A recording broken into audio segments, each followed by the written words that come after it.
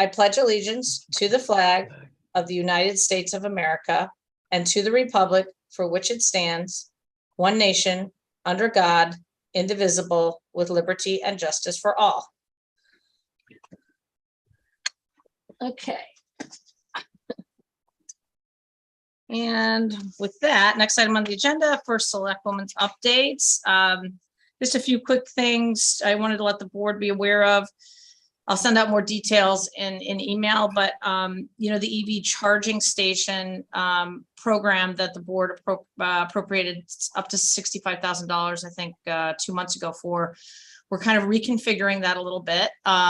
We got some additional information about the structuring of the contract in order to get the grant, and it was kind of making it cost prohibitive. So we're looking at kind of reformulating that and rolling out. Basically, it might just be a much smaller pool of locations, but we wouldn't be looking for any additional funding beyond what had been approved. So I'll send out more details. I'm meeting with Bill McMinn tomorrow to know a little bit more how this is looking. The other thing is a grant that the board had approved a couple months ago that involved a pilot program here in Madison where people could get their food waste picked up as part of their trash service. And we had meetings with 2 haulers that serve Madison, and they're interested in participating in the program. So we're going to be kind of figuring that out, you know, and that might change in a little bit because the consultants we're working with also are getting a lot of good feedback from the haulers about how to make this a more I guess, you know, compelling program for them to participate in also, as well as with residents. So that's kind of in process, and I'll send out some updates on that. And then one other thing I just wanted to kind of throw out there, you know, is we do have the charter on our November ballot. And does the board want to consider sending out some sort of mailing similar to what we did with the other referendum? I mean, I know the other referendum, we did that postcard ahead of time, and that's a little different because it was out of cycle, you know, and we have a lot, you know, some residents who actually, you know, go away for part of the winter. But just wanted to throw that out there as a concept. You know, if board members are interested in pursuing that, I can pull together what that would look like and a cost analysis and everything. We'd have to take action on it pretty quickly in order to get it out there in October to people, just telling them what the questions are and referring them maybe to more information on the website. So just a thought on that, and that's my update. So do you want to spend just a couple of seconds talking about that? Because I have received a few calls, and what I've noticed is people have read the article in the source, which is great, but they're not going through and looking at the actual document. So depending on how they read the article, they're taking away maybe some not so accurate impressions of the changes. So I don't know if we can ask the source maybe to do a follow-up article, maybe more in the form of an interview with specific questions about a change and then a brief explanation of what it is. So I was just gonna say, Ben, they're planning on doing another article for sure. When I spoke to Ben for the first one, he said they would be doing another one in October. And also just want to mention that I have put together a draft explanatory text that will be available on the website in the town clerk's office. That's a executive summary, so to speak. Council's reviewed it. I got her comments on Friday. I just got to go through it, and then I was going to send it to the board and the commission, and hopefully that'll be available the end of the week, so that there will be more information, at least it's digestible for people. Okay, my concern is there's so much going on that a postcard wouldn't do it. I mean, I think the best we could hope for in a postcard would be, please go to this web address and look. Right. Whereas if we can get it into the source in the form of a Q&A, I think people would be more likely to read it, and we would have a better opportunity to explain some of the nuances so that people are a little bit less in the dark about it. Peggy, I think having an executive summary is a wonderful idea, and but whether we need to get into the regular business of reminding people to come to the polls. It just seems to me that we're starting a new tradition here, which will be criticized if we don't do it for every call to the polls. And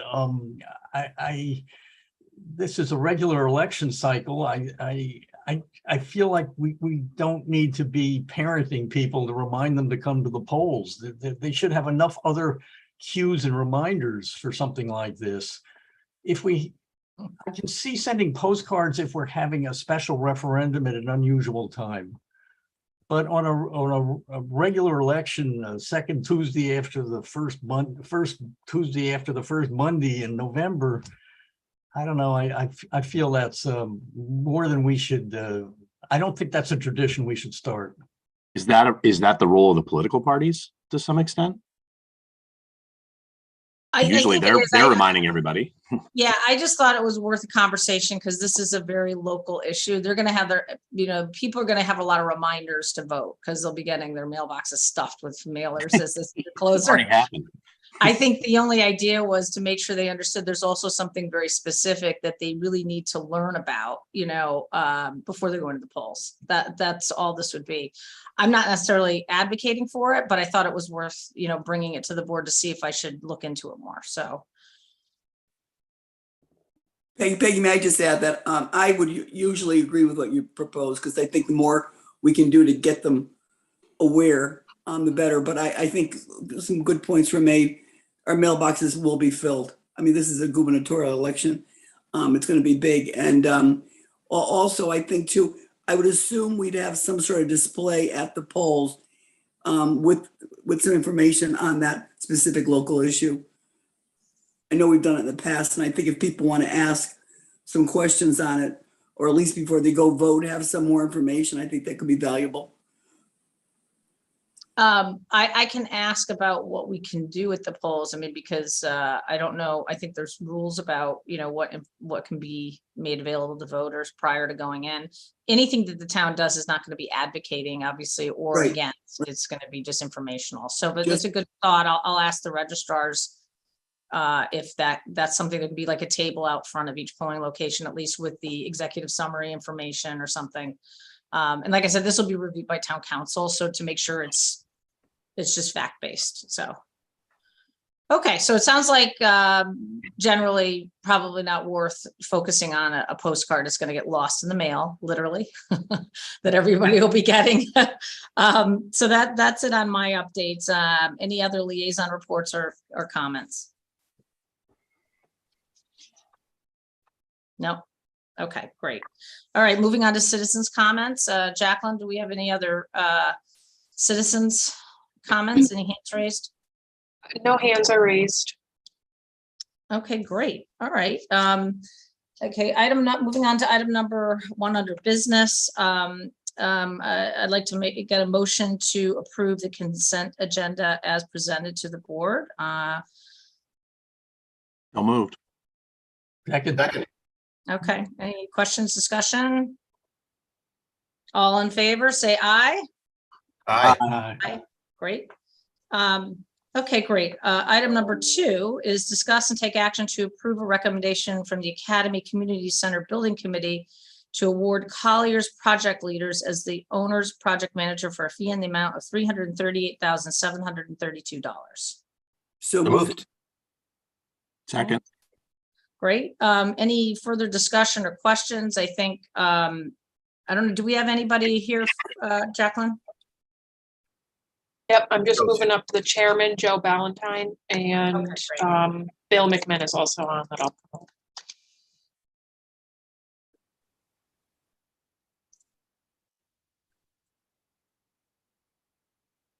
Okay, great. So welcome, Joe and Bill.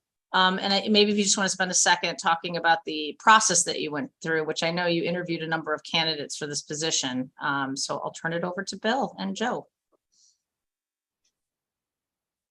So I'm happy to take the lead, Joe, if you'd like. I respectfully want to have Joe. Well, we interviewed firms. We the committee interviewed two nights, 4 firms. And I think it was a very, there's Joe. Joe, would you like to take over? Yes, I'll pick up where Bill left off. We did a fairly extensive interviews with 4 different candidates, 4 people who had put in proposals for the RFP. Colliers was one.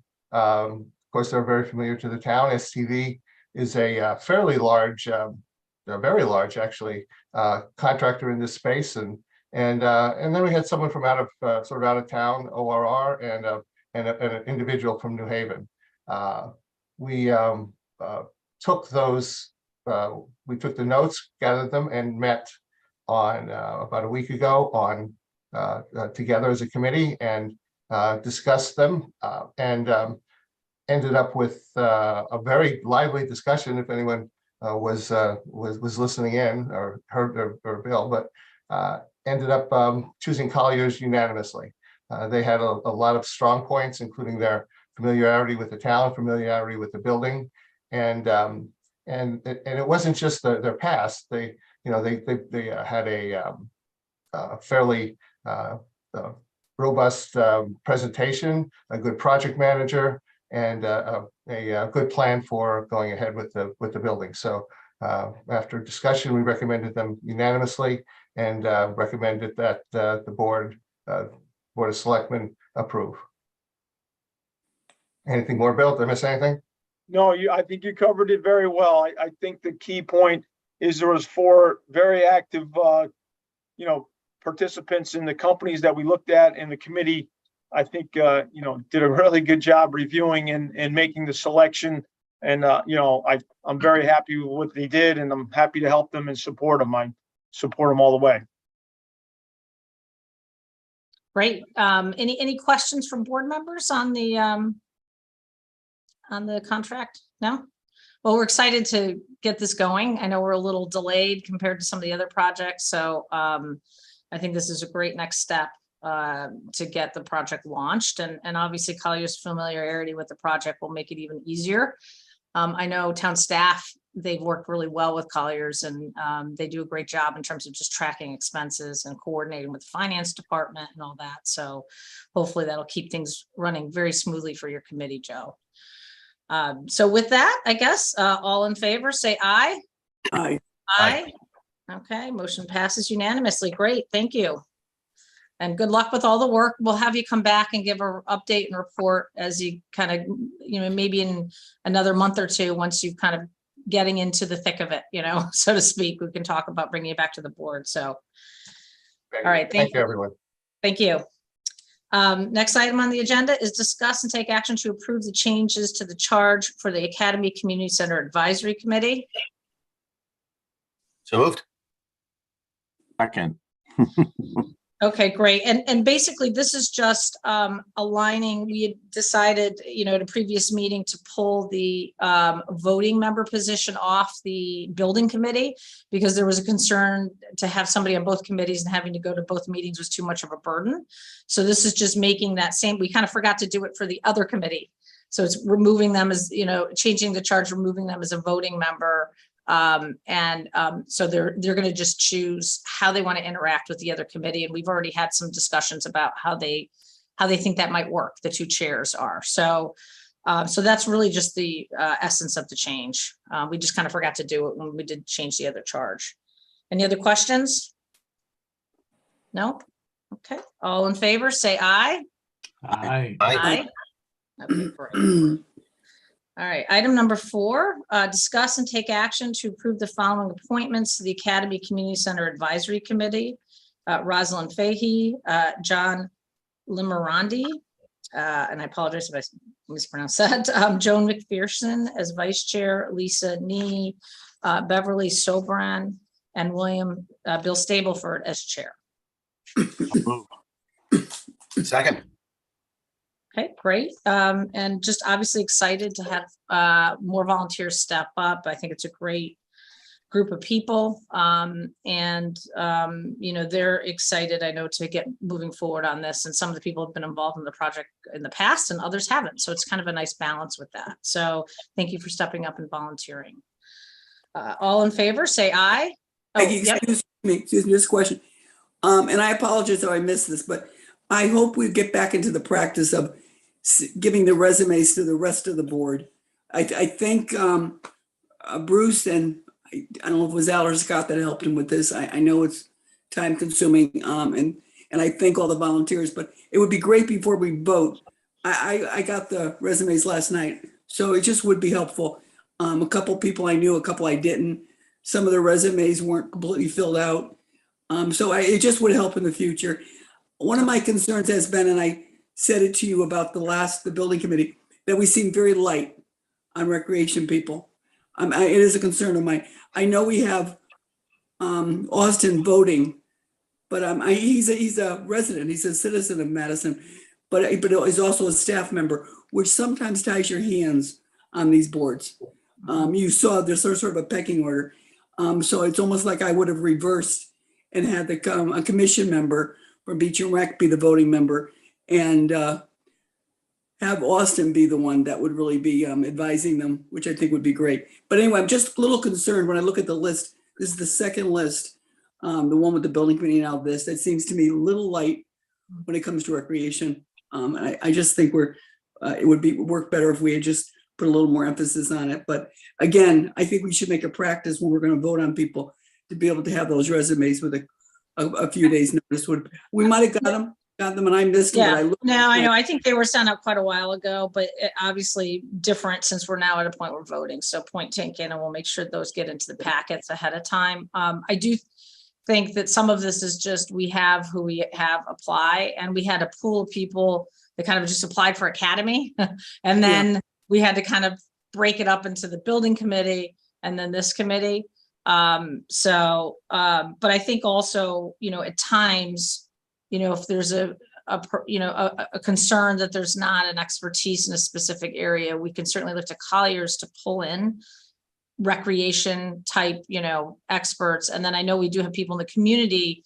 I think all the recreation groups are going to be, involved in at least, providing comment and things like that to this committee, because we have a lot of sports organizations in town. So maybe that's something I can communicate to Bill Stable to make sure that he reaches out to a lot of the sports groups, so that they're aware of what's going on and getting feedback from them when it makes sense. So we can make a point of that. I'm already with the Little League president, so I can make sure that he's plugged in. Obviously, there's a lot of interest in those fields for sure. Well, let me just add, when I say recreation, I'm not just talking sports. I mean, there's way beyond that. But if you look at the charges, you look at things written, you look at the chairman's resume, the emphasis really is making this an arts center, and it's a community center is a secondary. I mean, I think they're both great, but it's a community center. We can't just call it that. We've got to make it a community center. So I believe I'm liaison to that advisory committee. So I'm looking forward to working with them. But again, I think as a board, if we have the resumes ahead of time, we'll be able to give some input to the proposed committee before we're voting on it. I appreciate that. Thanks, Peggy. Okay. Understood. And with that, then I think we still have to do the vote. All in favor of the appointing the applicants, say aye. Aye. Aye. Okay, great. Thank you. Motion passes. Item number 5, discuss and take action to approve a special appropriation request from Madison Public Schools in the amount of $138,336.24 to fund additional school security personnel. So moved. Second. Okay, great. And I think we've got Dr. Cook and also possibly Seth, I think, the chair of the Board of Ed. I don't see him. I don't see Seth. Yeah, Seth was on. I don't see him now. Maybe he had to drop. He ran away. So you have the kind of official memo. Just to remind you, we had a conversation about this in June, that this might be coming. And then last meeting, I gave an update that this is kind of where the police and the school superintendent had kind of worked out, and the Board of Ed, what they thought this should look like, and have actually kind of implemented the program, because we're in a very tight timetable because school is starting. And it took really a lot of like quick actions to get things staffed up and everybody trained and uniformed and ready to go for the first day of school. So this is a follow on to that, to pay for this. And I think I mentioned at the last meeting that the intention is the Board of Ed gives funds back at the end of the year, and the funds that they'll be sending back to the town will cover the cost of this program for this year, and then they'll be building this into their budget for next year. But with that, I will let Craig talk for a second about it. Yes, thank you, Peggy. It's been tremendous working with Jack and his staff on this. They've just been very supportive from the beginning. It was conversations that started, have been ongoing since I've been here, in terms of expanding the SRO, kind of building off of that program to have more coverage in the buildings. As you know, we're very fortunate to have 2 SROs in Madison Public Schools. And we didn't feel it was probably sustainable, or even staffing wise a possibility to have an SRO in each of our buildings. But this certainly expands that, and has retired Madison police or local police that are very recently retired in our buildings for additional coverage. We, as you saw, we converted some of our current safety people to these armed positions, and that's worked out very well. I heard a few concerns from families in the beginning when this was first announced, and had conversations with about 3. It was about 3 that came forward, and I think at the end of the conversation they felt better. And since school has started, it's been nothing but positive, in terms of the response to this, and overwhelmingly positive before school started, but then really positive since school started. So we appreciate the opportunity, as Peggy said, working with Stacy. It looks like we're going to return about 156,000. That's what it's just about down to. That usually gets finalized right around now. And so this is a little bit less than that. And then we've already had conversations with the board about including this in the budget going forward. So, it's much less cost than originally we thought it was going to be, because of the efficiencies we found within it, and the fact that we were able to promote 2 of our own people. So we're really pleased with the outcome, and like I said, it's been good response from the community, and also the school administrators, teaching staff, and even the high school students. So I know you have the documents in terms of the staffing and finances, and happy to answer any questions you might have. So, Dr. Cook, I have a few. First, I noticed that there are rate increases in this, and I'm wondering, that doesn't sound like a surprise kind of event, increasing the pay for staff. I'm wondering why it wasn't covered in the regular budget. Because the rate increases are attached to assuming the position of armed security. So we have a different rate now for our security staff that are armed, and then we have a lower rate for those who are not armed. So going through the training, carrying the firearm, making sure your certifications are up, all those things are additional responsibilities, for those that are armed. But these are SRO positions. These are already police officers. The police officers, there was no change to the 2 police officers or their rate. What we did do, and this was where we really had, a great benefit, is that we had 2 part-time SROs that were assuming 1 job. So 2 part-time SROs that work directly for Madison PD. And we are now assuming the other half of their day. So they would typically have gone home or gone and done whatever they were doing. They only work 19 hours a week, and they split the job. And so now we have them both working full time at the armed security rate. Okay, I guess it's a little confusing because your 21-22 budget and your 22-23 budget show the same SROs across the two columns? Yes, the SROs does not change. And that gets, posted every year. That could be one person in the future, but right now it's split between two officers. These are different positions that we're talking about here.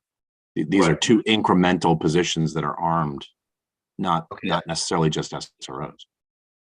Okay, well, the line item breakout specifically calls them SROs.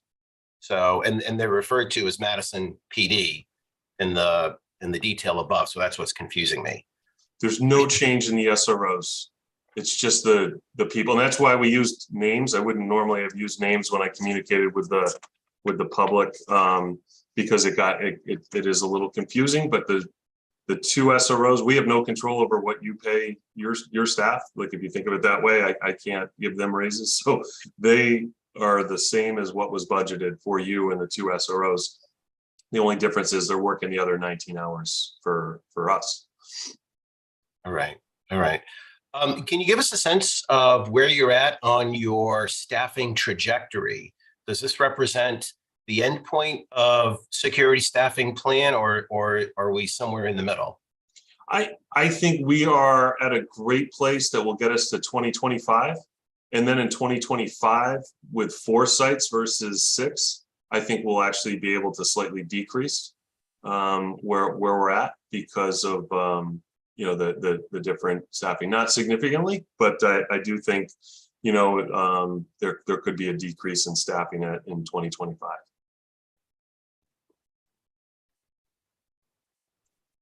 That's all I have. Okay, any other questions?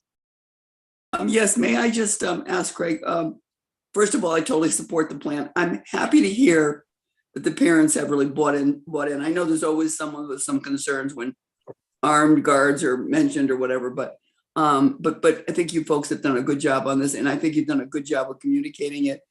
Totally support it. I just was curious, the grant that you received, the Board of Ed received from the federal government, which I think was over 800,000. Is that all gone, or is it all expended, or what's the status of that? Yeah, the total between the two ESSER grants was 1.2 million. And we had identified that about 2 years ago. When I had first started, it was around this time 2 years ago, we received the grants, and then my first budget that was included into that trajectory. So yes, the 3-year staffing, we should be able to fully expend that grant over those 3 years. And that went really towards social emotional health support for our students, academic support for our students. And we are winding down. As you remember, we spent the most in year 1, and then year 2 was a little bit less, and then next year we'll spend even less. So we're not relying on that completely. Okay, thank you. You're welcome. Thank you. Craig, I had a nomenclature question. The term North Campus and South Campus is new to me. Can you just define those two terms? Really, just for ease of communication for us, this was as shared already, it was a difficult thing to kind of communicate out with all the moving parts and people part-time and full-time and things like that. So really, when we thought of it in a security situation, and it's not even so much north and south, we used Brown, Ryerson, and TCLC kind of in the same bucket when we thought of our security, and then we used Jeffrey, Polson, and Hand in another bucket, being that you can walk between those 3 relatively easy. With Ryerson and Brown, they do drive or walk depending on what the weather's like and stuff. But we kind of thought of it that way, and then they do provide some additional coverage to TCLC too.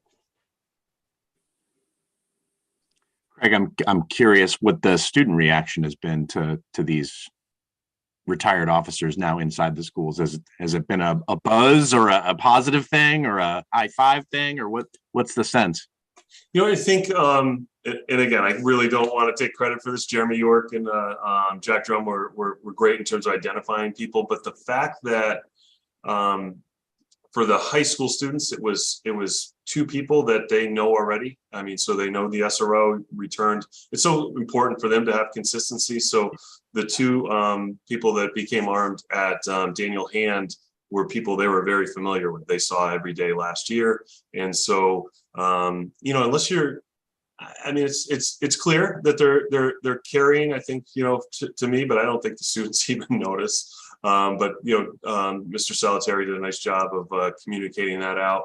And then the person who came back and took the armed position between Polson and Jeffrey was also known to students and community. He was last in our schools in 2020, so it wasn't that long ago. So it's really worked out well. And then there's really no change for the students on the at Ryerson and Brown, because it was the current SROs and that were there last year splitting a job. They're just there full time now, and they have great relationships with students. So it's been really smooth. Good. Thanks. Okay, well, appreciate all the hard work that went into this, and I think we ended up in a good place. It's a difficult topic, obviously, and unfortunate that we have to use, precious taxpayer resources for these types of things, but I think it makes everybody in the community, including I have 2 kids in the school district, feel better about sending them every day to school. So thank you, Craig, for all the work on this, and to to Chief Drum, who's not here, but I think we came with a good outcome. So with that, I guess, are we ready to vote? Okay. All in favor of approving the special appropriation, say aye. Aye. Aye. Okay, great. So this moves on to the Board of Finance. And actually, I was just trying to think, we need to take this to town meeting too, don't we? Which we didn't do. Let's so we will have to come back and set a town meeting. I guess there's no urgency right now. You're from a funding standpoint, right? So we'll sort that out, get Board of Finance approval, and then we can set the town meeting date, because we got to look at the calendar. I kind of forgot about that. So with that, all in favor, say aye. Did we vote? We voted, right? Yes. Okay. Thank you. All right. Thank you for the support. Appreciate that. Okay, good. Yeah, and then we'll look at trying to set a town meeting date, because there might be some other things too that we can put together. So at our next meeting in September, we'll come back and vote on an actual setting the date for that. Moving on, discuss and take action to approve a recommendation from the ad hoc ARPA funding committee to fund round 9 ARPA funding in the amount of $15,000 pending Board of Finance approval. So moved. Second. Okay. And this is for Vibe, correct? And this is kind of to replenish. They were unable to have a lot of fundraising activities during COVID. Any member? I know Noreen and Al, you're on ARP. Do you want to? I can just add that obviously they put a great proposal in, but they fit the guidelines exactly of what we're trying to do with this grant.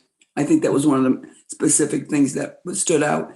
And they do a lot of fundraising, and they weren't, as Peggy said, they weren't able to do it. So this is hopefully going to get them back to where they were, so they can get going. They have a fundraiser once a year, the Connecticut Classic, they call it, and it's they raise quite a bit of money on it. This would be part of the seed money to get it going, since they weren't able to have it the last couple of years. Yeah, no, I think it's a great program out there, and if you've ever seen them perform, they're phenomenal. So excited that we can kind of replenish them and get them back to where they were, hopefully, before the pandemic hit. Peggy, may I just also add? Yep. One of the interesting things we've been hearing is they're starting to notice a drop off with students coming to be part of this. And part of it is just the decline in enrollment. It's at the high school now, and I think Ron Soja's feeling it, but it's significant, and it is a concern of his going forward. So we got to get the word out there for kids to take a look at it, because as you said, it's a super program. And I think too, you have this pipeline issue, right? Because the younger kids would have been in the middle school, but the middle schools couldn't have any kind of you couldn't sing, during COVID. That was one of the areas, especially or wind instruments or. So there's definitely had an impact in terms of developing the kids So they might have to jigger the program a little bit to bring in people who maybe aren't as experienced or, so a lot of challenges you don't think of that COVID has caused, obviously, now as we try to get back to normal. So, all right, with that, I guess, all in favor, say aye. Aye. Aye. Okay, great. Okay, next item on the agenda is discussion of senior tax relief programs. And I know we have some of our staff here to talk to some work they've been doing. And we've got a little presentation here that I will share. 1 second.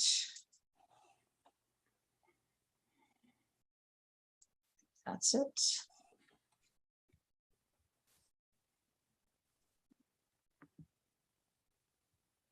Why is this doing this? This is not what I shared. Oh,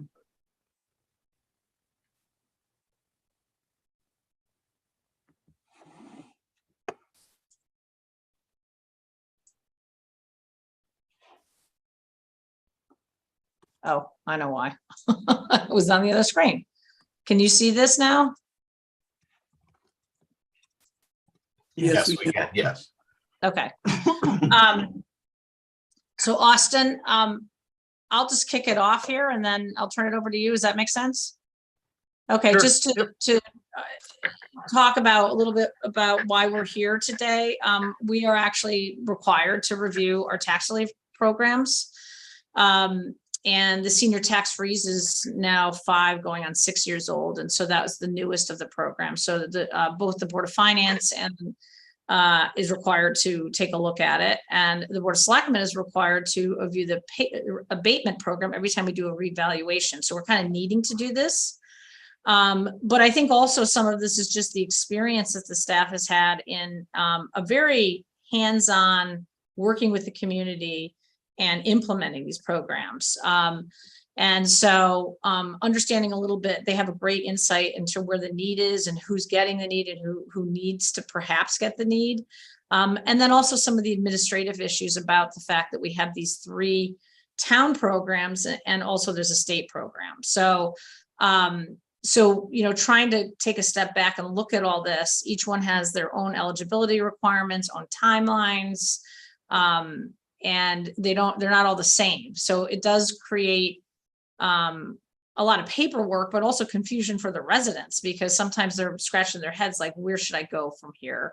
And which program am I eligible for? So I think the thought was to kick off a review of all of them and look at them holistically. The staff would come back and make some recommendations, and we'll talk about next steps after that. But I think with that, I'll turn it over to Austin to just kind of walk through our programs and the next couple slides. So just tell me to move it when you need me to move it. Okay. Okay. Thanks, Peggy. So yeah, so these are our 4 programs that we offer currently. The first one is the local tax abatement, or better known as tax relief, town tax relief. The goal of that is to help some of the most vulnerable residents in town, and the folks who are approved for this program receive a credit on their new tax bill for the upcoming fiscal year. It's a biannual application process, so they apply every other year for the town tax relief. There's also the local tax freeze program, which tries to honor and recognize longevity of residents in town, and it targets an expanded audience with a higher income limits than those who could just receive the local abatement program. Eligible participants in this program, their gross taxes are frozen at their original base year, and adjustments are made if assessments are reduced. This program is an annual application, so they have to apply every year for that one. The third town program is the local deferral program. Oops. Didn't mean to do That's that. good. The deferral allows you to defer paying up to $8,000 in your property tax. The town does put a lien on your property, and there's an interest rate which is currently 1% per year, and that could change every year based on a Board of Finance vote that takes place. And the fourth program is a state program, but it's a locally funded program. So it's an unfunded mandate that the town pays for. This helps the most vulnerable residents in town. This income limit is the lowest. So they also receive a credit on their July tax bill, and this is also an every other year application as well. So pretty much everybody comes in every year to apply because of the freeze program. And then if any changes are happening in their income, we can apply again for the other programs. But the local and the state and the deferral, or the local and the state, are an every other year application process. Okay. So some of the similarities in all the programs, it's a 65 and older to participate in them from the previous calendar year, or disability status for someone under the age of 65. You had to have owned for at least 1 year. Real property is the house and house lot for which the tax relief is claimed, and it must be considered your legal domicile. So that means you have to live in your property more than 250 days per year.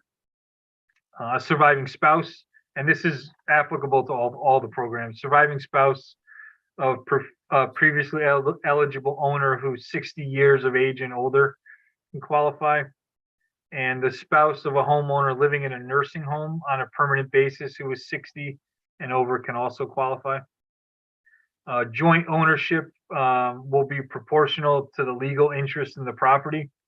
So if you own a third of the domicile, you'd be eligible for a third of what the relief would be. And an applicant with life tenancy or the properties in trust could be eligible as well. Thanks. So then we'll talk about each individual program quickly. So the Board of Selectmen adopted the local tax abatement or the tax relief program in 2005. And currently we have 324 households on the program. Residents can qualify between 1 and 4 consecutive years. So you have to have lived in town and owned in town for 1 to 4 consecutive years with an income up to $72,960, and you'd be eligible for $100 in tax relief. And then once you reach that 5-year mark, you're eligible for these numbers below. So it's all proportionate to your income. The lower your income, the greater tax relief you get. And the income calculations are based off of the CPI and adjusted annually. The maximum was set, originally set in 2006, and that changes every year going forward. And then this program is reviewed every time there's a reval in town. So that's coming up. So it's a great time to start doing this. Next slide, please. And then we have the tax freeze programs. This is the newest of the programs that we offer. This was adopted by the Board of Selectmen in 2016. And currently there's 30 households on the program. So that doesn't mean just 30 apply. That means 30 benefit the most from this program rather than the other ones. Things we look at is the max assessed value of the home, and currently it could not exceed $391,250. That's based on the current average assessed value of homes in Madison, and that's adjusted annually. The income is based on the 2019 median income in town, and that changes when the median income changes in town, those numbers change as well. Now you can see from the chart below, the longer you've owned in town, the higher your income can be to qualify for the freeze. So participation is going. So when we were looking at this program, years ago when we were first starting, We knew that it would take a while for the folks to, when they applied before it would benefit them. Because if the tax relief gives you a higher benefit than the freeze, you still apply for the freeze and if you are granted the freeze, that becomes your base year, the first year. But until the freeze benefits you more than the local, it doesn't kick in and you continue to get the local or whatever other programs you qualify for. So that's why you see only 30 households are participating in the freeze right now. But that number will go up as the years pass and the freeze becomes more beneficial. And then every 5 years, the Board of Finance would be required to review. And so that's current as well. So another reason why we'd like to review the guidelines going forward. And then we have the town tax deferral program. So this was set back in 1989, most recently updated in 2015. Currently, we have 14 households who are deferring taxes. The max income a household can have is $72,960, and that changes every year as well. You could defer up to 100% of your real estate tax, not exceeding $8,000 in one tax year. And as I said earlier, the deferral is secured with a lien and an interest rate of 1%. The total amount deferred cannot exceed the assessed value with all other liens. And an applicant cannot have a reverse mortgage and cannot have other liens exceeding the value of the home. And then taxes that are deferred are due upon sale of the property or death of the owner.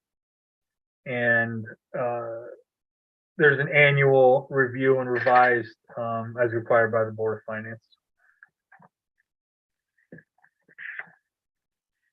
And then finally, we have the state circuit breaker program or state tax relief. It's a state mandated program that is not reimbursed to the town. If you qualify for this program, it is additive to the tax abatement and the tax freeze. So this is in addition to all of the other benefits that you can get.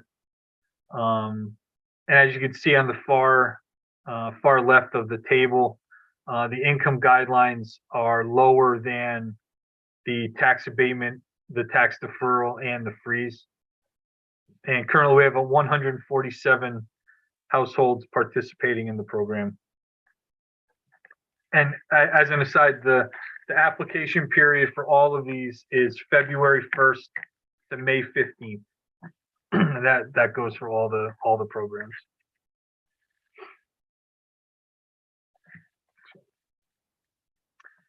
All right, so now we'll talk about the current the participants in the program and what it costs the town. So the local, which is the tax abatement program, there's 324, as we said.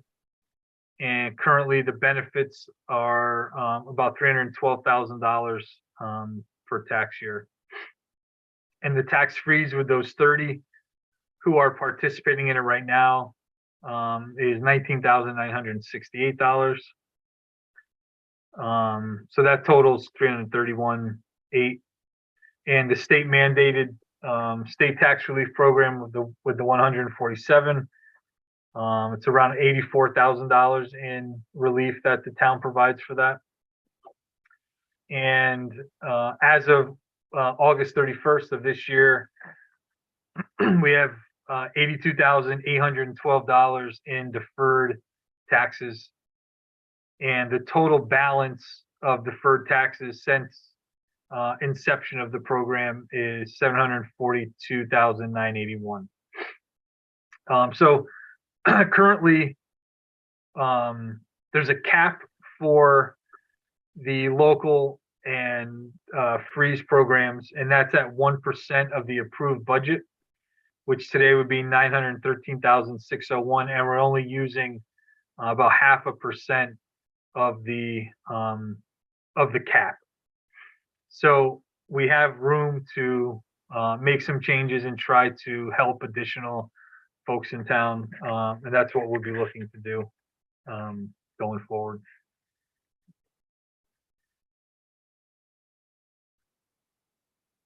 So, what our plans are to move this along and what the next steps are. So we want to meet the obligations under the ordinances to review effectiveness of the town abatement program and tax freeze.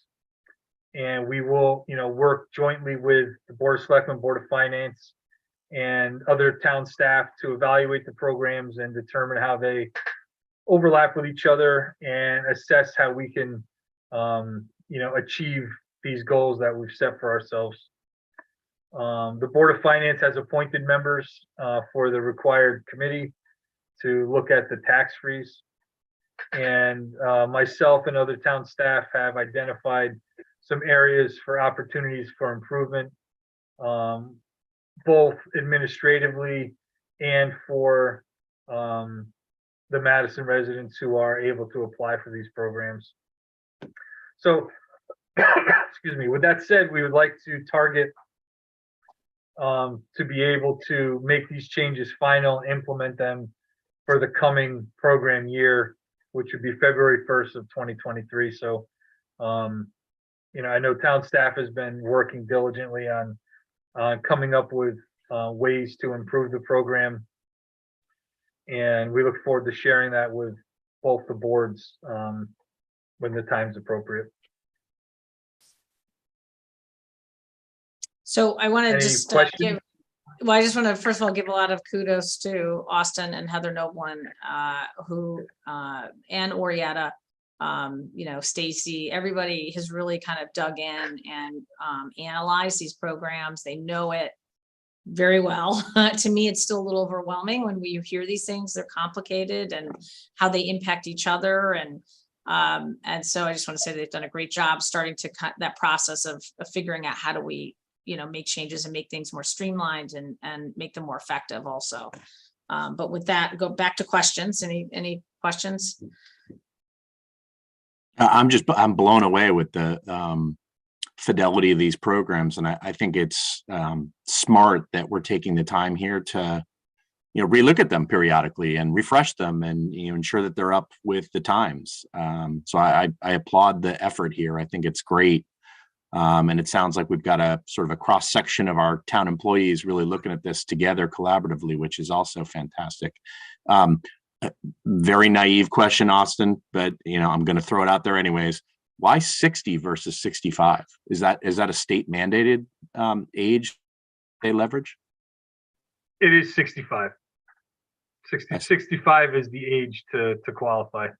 It is. I saw something on a slide earlier about age 60. So yeah, so 60 is if you're 60 but your spouse is over the age of 65 and lives in a nursing home and doesn't live in the property, then you would be able to qualify. Okay, that's helpful. Thanks. Austin, I wanted to compliment whoever was involved in putting this presentation together. This was the most lucid presentation I think I've ever seen on this complex topic. Looking forward to the improvements or suggestions which will be coming forward soon. Are those improvements focused on administrative ease or clarification, or are those improvements focused on trying to enhance the benefit or the number of people who are able to take advantage? So that's a good question. So both, actually. So there are, I think our first and foremost, we want to, help as many qualifying folks as possible that we can in town. So I think there's ways that we can adjust what the benefits are and while also helping administratively cut down on the amount of paperwork involved in all these applications. So yeah, both. It's an absolute both to make things better on both sides of the program, both with staff and the participants. Thanks, Austin. I imagine some of the participants considered the paperwork requirements to be rather burdensome. complex?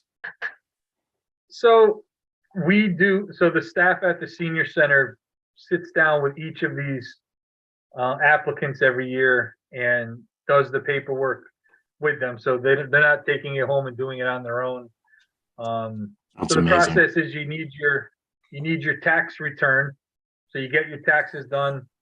You make your appointment with us at the senior center, and we set up an appointment. Go through your tax return, all the specific documents required to file. We do the application, make all the copies of your tax return, your W-9s, Social Security, all that information. And then forward everything on to the assessor's office for approval. A lot of times it's multiple meetings with folks, so not everyone brings all the appropriate paperwork with them at the first meeting. So, rescheduling and so the paperwork is more of a staff thing. But it's the appointments and the time needed.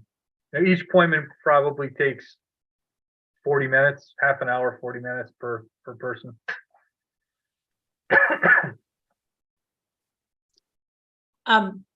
So I think one of the things that when I met with, we've had 1 or 2 meetings on this, and there were some big picture questions that I think the board is going to have to talk about, where it's beyond the staff. The staff is going to be great in terms of providing where there are problems and how we're not reaching people, but there's some policy things. And also, we talked about merging programs, does that make more sense so you don't have to go through this multiple application process? Do you create the same set of standards and eligibility for each program? So, and all those have big impact on, the benefits to people. So that's where we thought this working group was going to be important. And so they're going to be the experts on all the details of the programs, but I think they're going to be looking to Board of Selectmen, Board of Finance about policy changes. That how would this, is this really going to change what we're providing to the community if we make these changes? And they have lots of great suggestions. And so I think we do need to have volunteers from our board. And, Board of Finance has 2 members on this working group that they've appointed already. And so we would want to, actually, it doesn't specify in the ordinance, right? The committee membership, does it? I think my suggestion was just having this, joint task force to work on this. So, and then I'm stepping back. I mean, they have to do a special committee. Is it their committee or is it a committee that the town puts together, and there just has to be 2 Board of Finance members? So I believe for the tax freeze, it's a committee of the Board of Finance. But the other programs, there isn't a set amount of people or who's supposed to be on there. I think just the freeze is stipulated in the ordinance of that it's a Board of Finance program. Well, it says, though, 2 members of the Board of Finance, but it doesn't talk about what the composition of the rest of the committee is. And then who creates the committee, and maybe it is a Board of Finance committee. So my thought was, let's just get this task force together, figure it out, and then we can kind of follow the mechanics of whatever we need to do in terms of the ordinance. But so I guess just asking our board, I would think having, 2 of us, two of our board members involved in this would be good. Because it's complicated and it's going to require, it's an ordinance, so it would require our involvement anyway. If there's going to be a change to the freeze program, I think you have to go through the Board of Finance or Board of Selectmen, right? It's an ordinance. So, so my thought was we'd have 2 members, bipartisan team. Any thoughts on that? I think it makes logical sense that we're participating in the conversation. My recollection is that, as a Board of Selectmen, we needed to take the lead and get this public policy in place.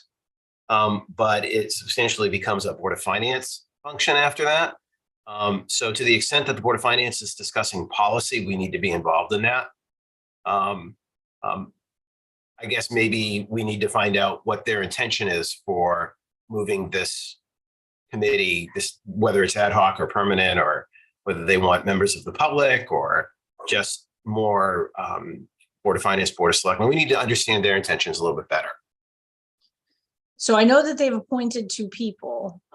So maybe their meeting next week, I'll put this as an item. I'll request this goes on their agenda and then get their thoughts, because you know, they can make all the administrative kind of decisions, but like I said, if the decision is we should merge these 2 programs, or you know, or something like that, then obviously that's a bigger discussion that needs to be involve us. So okay, so I'll see what their thoughts are and then come back, and then obviously we're going to need somebody, 1 or 2, possibly 2 people, I think, to still stay with this and be involved in some sort of committee. I think that we should have somebody as part of the team. I nominate Bruce Wilson. Peggy, may I just add too? This is a situation too that we might want to have designate someone who has really some background that could bring something to the table. I'm not talking about the policy. Obviously, the Board of Selectmen will make that decision with the Board of Finance. But, you know, in the past, I know it was a former Board of Finance member, Scott Gildenstein, who took a real leadership role with the freeze program.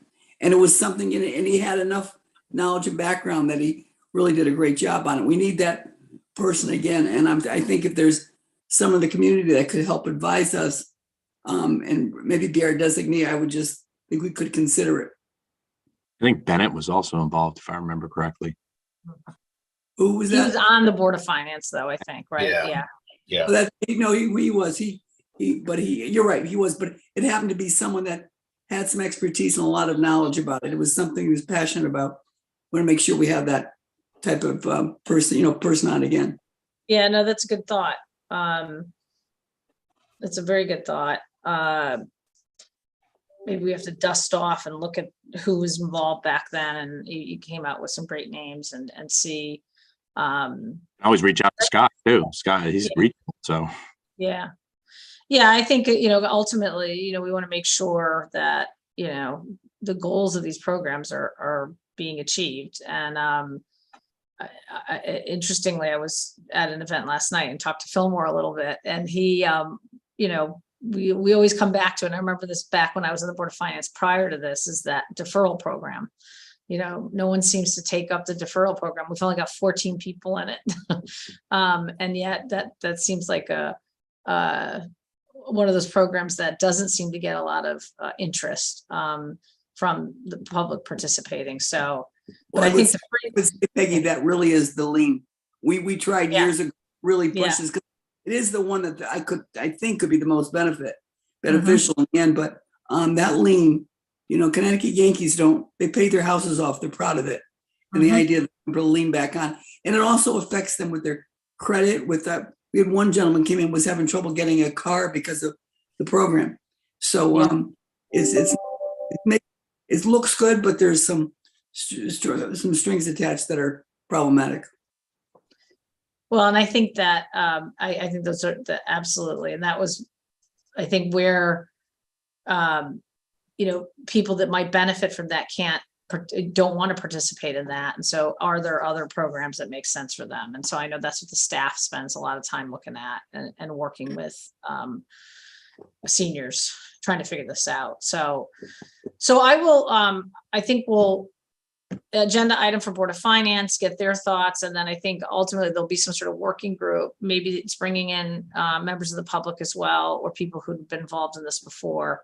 And then I think, you know, having some, you know, good sessions with the staff and things they think would work better.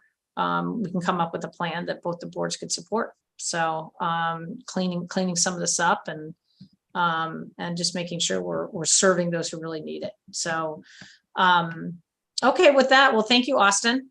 And to be continued. So I think Board of Finance is next Wednesday. So, all right, next item on the agenda is just an update on the Madison Center project. And I'll make this brief because I know we've got a lot to talk to about still. Hold on a second. is this? Okay. All right. Just as I'd sent out to board members a few weeks ago, you know, we were able to finally, after a long negotiations between Eversource and property owners, get all the easements signed. Just wanted to highlight that one of the reasons this was kind of complicated is that you had the way this had been originally designed. One of the easements incorporates 3 different properties. And so it was like, you kind of get one property in agreement, and then all of a sudden something would change with the other property. So it was like we were chasing our tail all the time on these. And finally the stars aligned, and we were able to get everything completed. Work has started down in August. The board had approved the contract for the electrical work. And so there was a lot of activity going down in August. And I think most of the work in terms of infrastructure work is now been completed. I think there's Key Bank, there was a insurance issue that delayed a little bit, but that's gotten resolved. And so that work will hopefully get done in the next couple of weeks at the Key Bank site.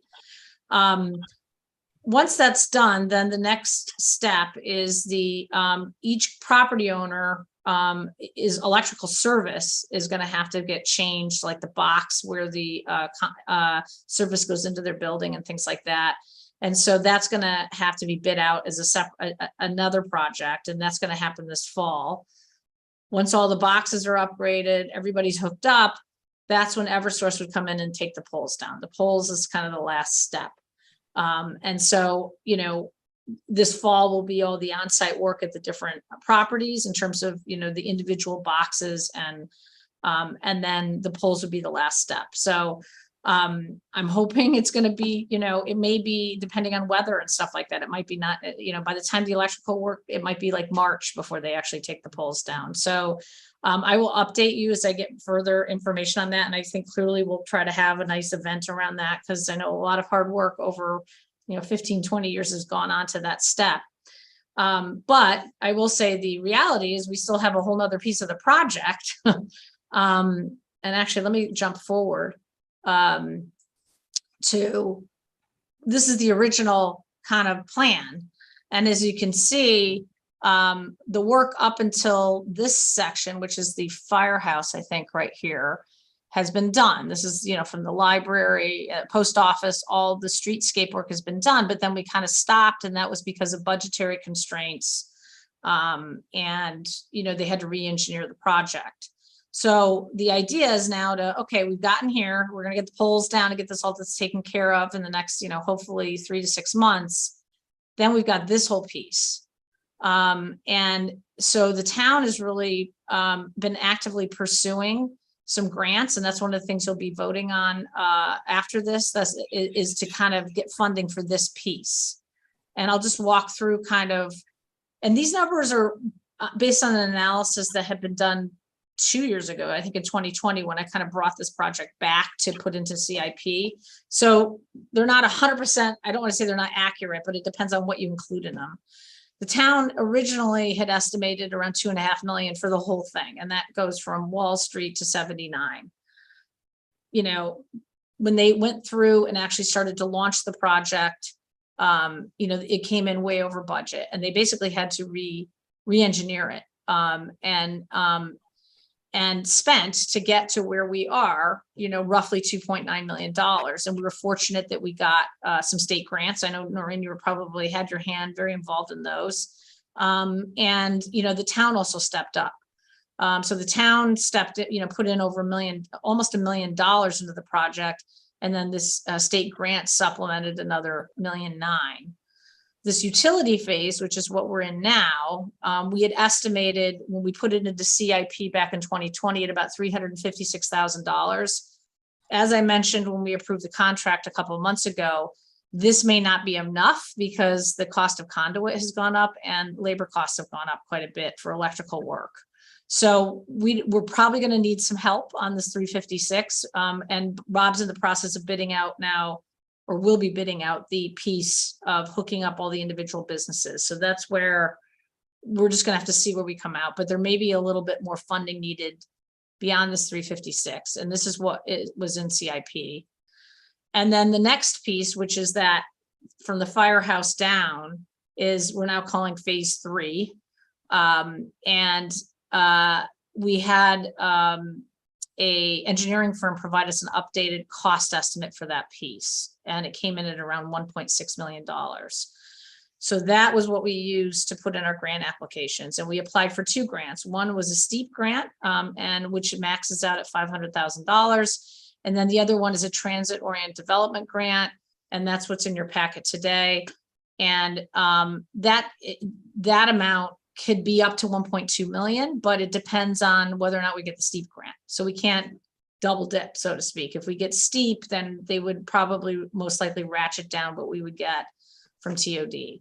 So these are grants. We don't know if we'll get them. We're hoping we're going to hear this week on steep. And then TOD, I don't know when that's that deadline was September 1st. And October 1st is when they're supposed to notify us. Oh, October 1st. Okay, great. Lauren, I didn't realize. Okay, great. So, so I just wanted to make you aware of this. And so the town, if we get these grant awards, you know, we're still going to have to be contributing, depending on what the package looks like with grants. And there'll be some amount that the town will be expected to chip in on this. We do have this in CIP. It's out, I think, in year 4 or 5 right now. But the desire would be to, you know, pull this forward a little bit, either possibly through special appropriation from fund balance, possibly maybe making a request through ARPA, which is one of the things that has been discussed. I know you were at the ARPA committee meetings. And so I think, you know, we'll come back to this once we have a better idea of what our grant situation is, which hopefully October we'll know kind of where we stand. I think the one thing that I heard from a lot of people is people just want to get this project done, right? Oh, yeah. So, so I think it's exciting that we have these opportunities, you know, to do so.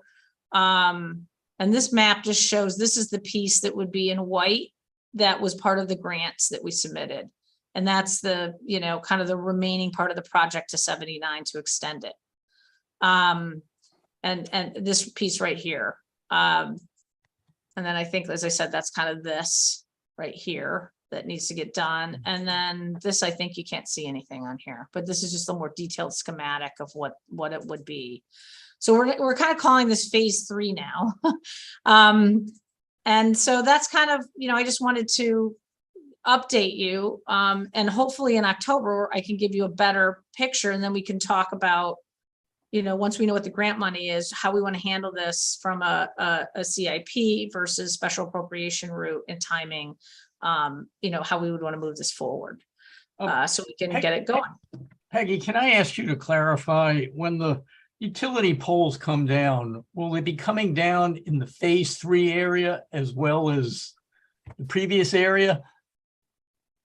No, I think it just impacts most of the conduit, from what I recall, the poles are not above ground anyways down in that part of it. So, but good question. Not 100% sure, but I think it's more focused on the end at Wall Street down to the firehouse.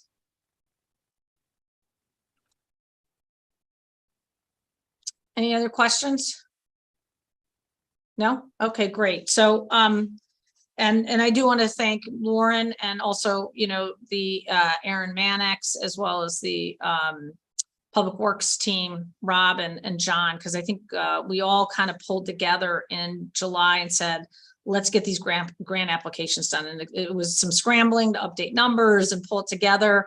And we were able to get both grant applications in and did a great job on that. And so we feel like, I know the staff was really excited. We kind of brainstormed, what projects do we go for, you know, and this rose to the top. Everybody said, you know, we got to get this done. They really wanted to get this done. So great work on getting the applications in.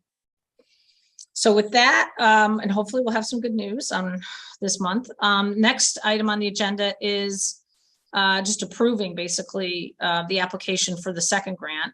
Discuss and take action to approve an application for a responsible growth and transit-oriented development grant application for the Madison Center Project Streetscape Improvements Phase 3. So moved. Second, Okay, and that's just following on what we just talked about. All in favor, say aye. aye. Aye. Okay, great. Excellent. And then item number 10, discuss and take action to approve an application for a responsible growth and transit-oriented development grant application for the Woodland Road, Route 79 and Bradley Road sidewalk construction project. So moved. Second.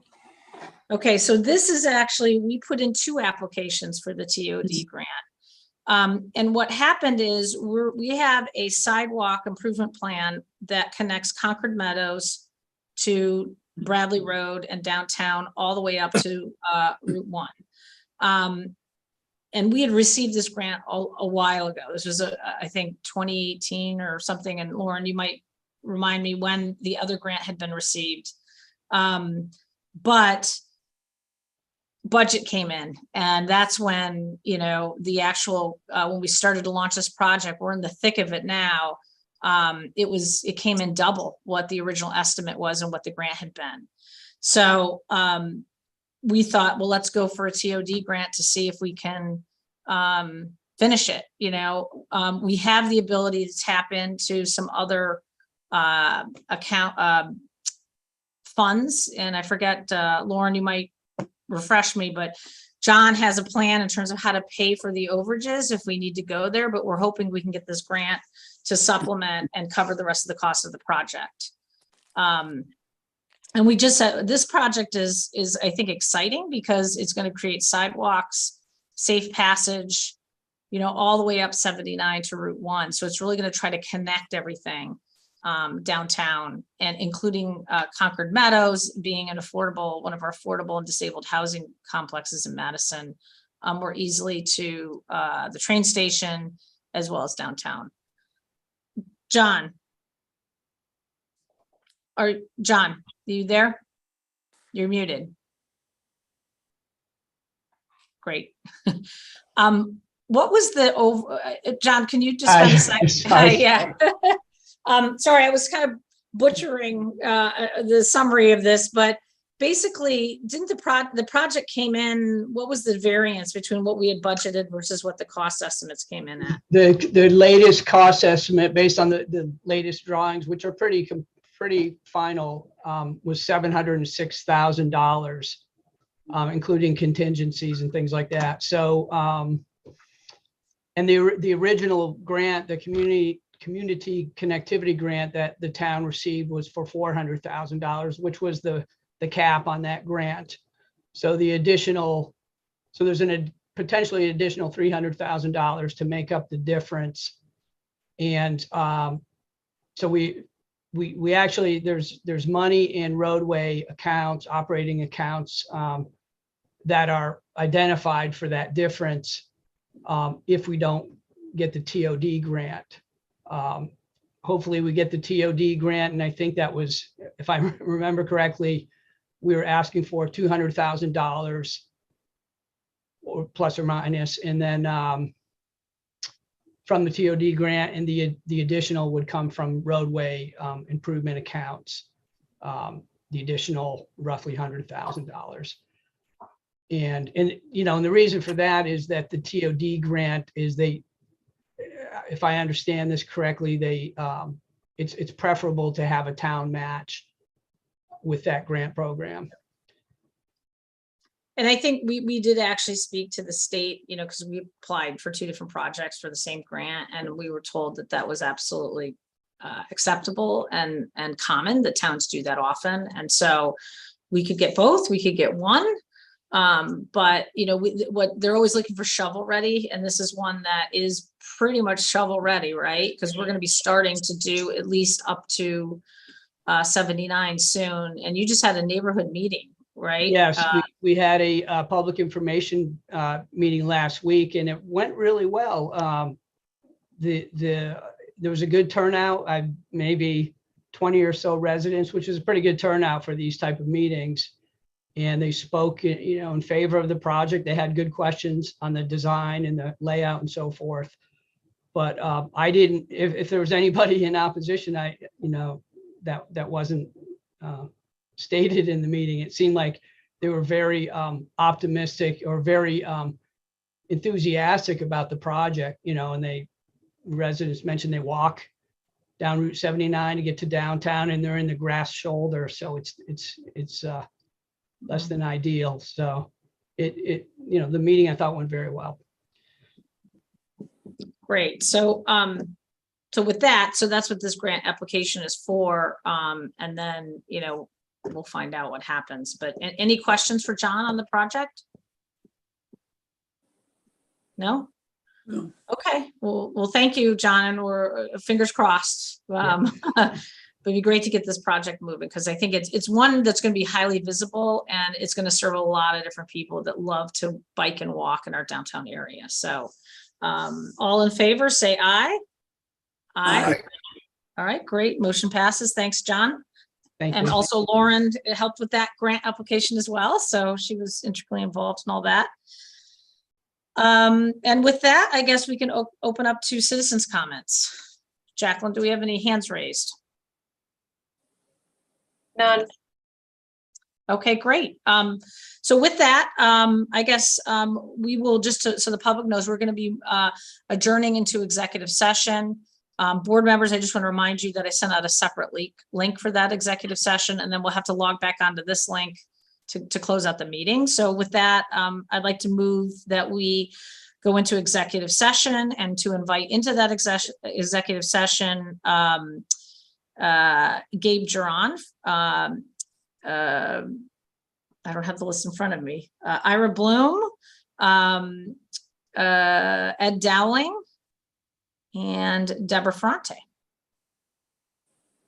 Okay. So We're moved. leaving this meeting, right? Yep. Okay. Pardon? We're leaving this meeting. Yeah, we are. So all in favor, say aye. Aye. Aye. Okay, great. So you sign out of this and then log into this other login for the executive session. And then Jacqueline will just keep this kind of. Yep, I'll keep it static. open. Yeah. Okay, thanks.